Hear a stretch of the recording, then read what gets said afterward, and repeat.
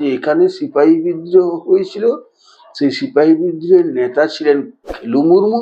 তার ঘর ছিল কেশরগড়ের 2-3 কিলোমিটারের মধ্যে একটি গ্রাম আছে কর্কটা।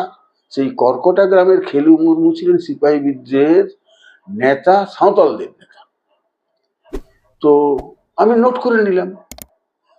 আনুষঙ্গিক অনেক বিষয়ই নোটিং এ ছিল, এখনো সেই নোটগুলো আমার আছে। এই হলো সূত্র।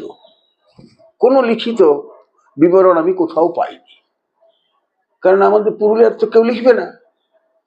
তো এরপর আমি ইতিহাসের কাজ শুরু করেছি।